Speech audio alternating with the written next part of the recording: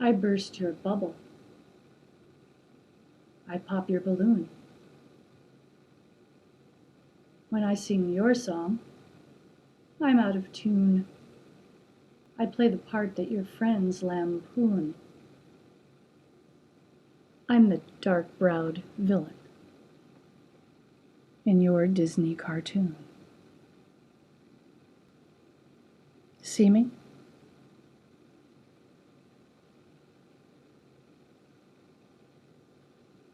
Theodore Geisel's body of work has been scrutinized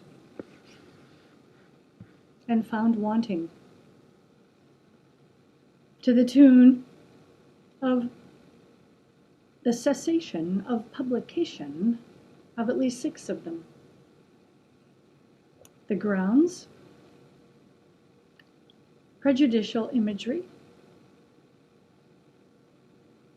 illustrations of people and creatures made to look like people,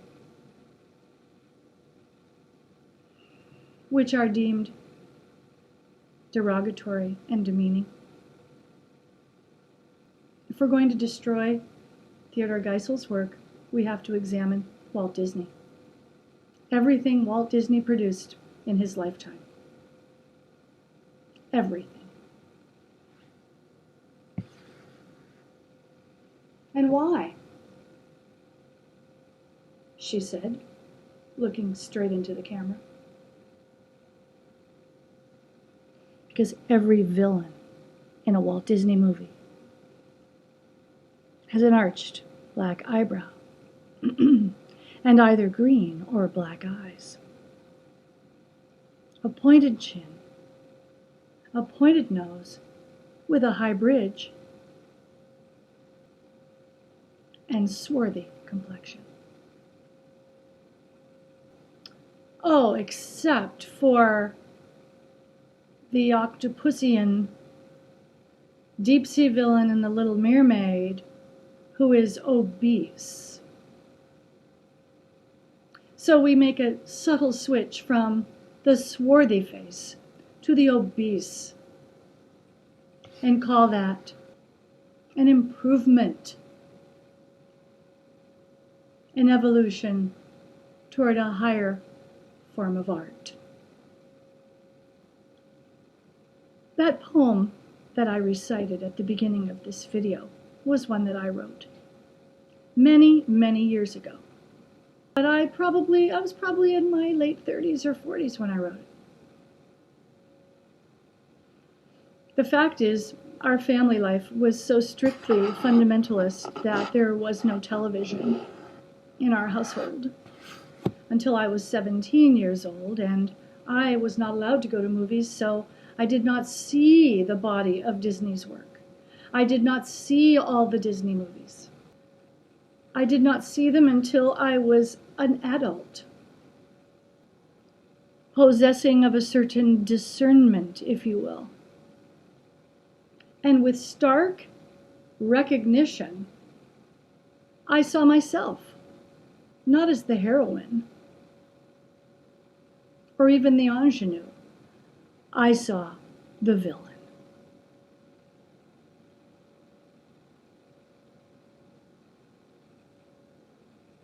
So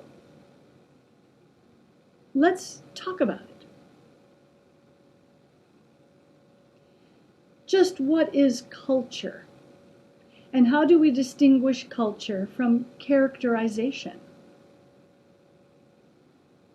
And how do we celebrate diversity without acknowledging culture and cultural differences with magnanimous acceptance and the absence of judgment or any form of class distinction? We cannot eliminate racism, whether it's subliminal, similarity bias, or overt and blatant, until we get away from the mirror and turn our gaze inward. The changes won't come by destroying creative work,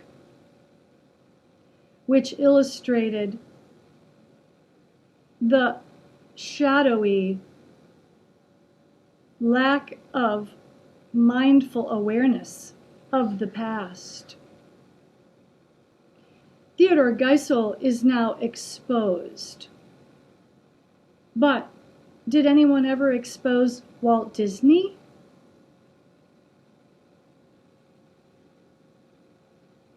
Who's going to expose him?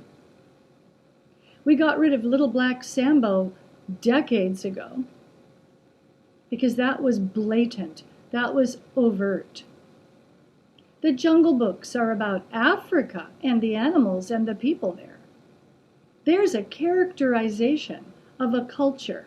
The Jungle Books don't have images that degrade or diminish.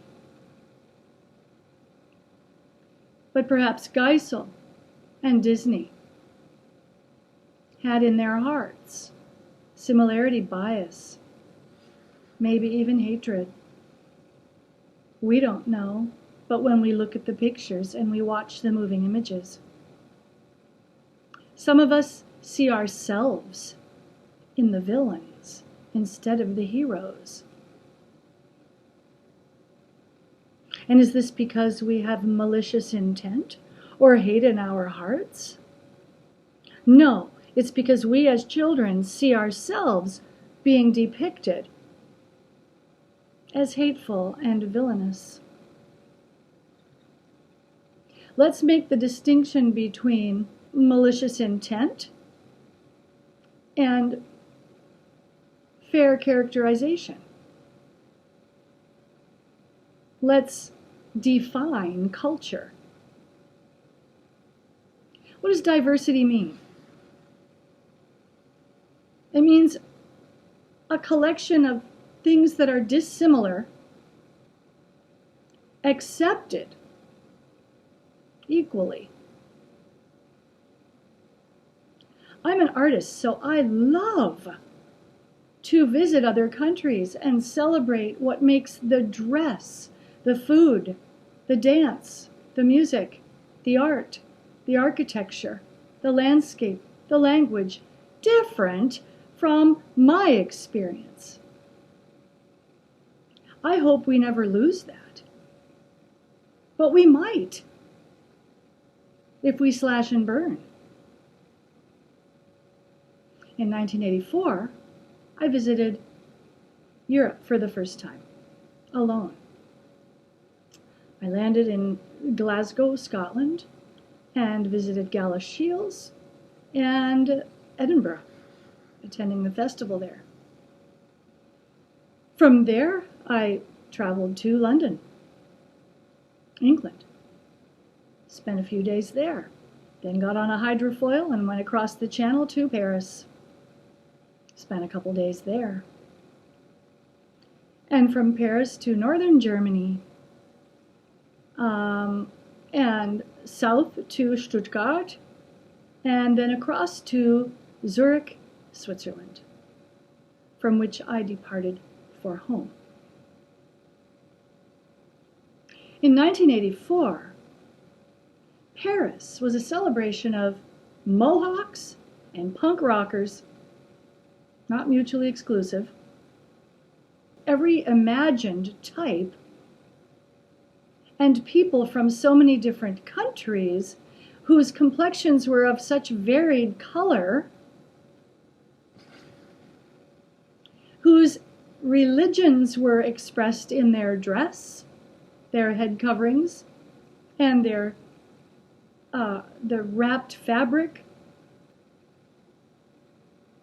Paris was gorgeous because it was truly diversely populated. And that was 1984. And Paris has a long history of accepting people from every country interested in visiting and or living there. And that's just one city in Europe. Galashiels, Scotland in 1984 was still small scale, authentic, and distinct from the small towns in the United States, which I was completely charmed by, even if to their eye I might have been a little bit scary because of my chin, my then very curly permed hair, my black eyebrows, and the points in my bone structure. Still in all, how are we going to preserve what makes us distinctly beautiful? We go inside. We stop looking at what we see with a spirit of judgment. And let's replace that with a spirit of wonder, fascination, appreciation, and joy. And then the pictures we draw to illustrate what we see and experience will be a direct reflection of that change in our hearts.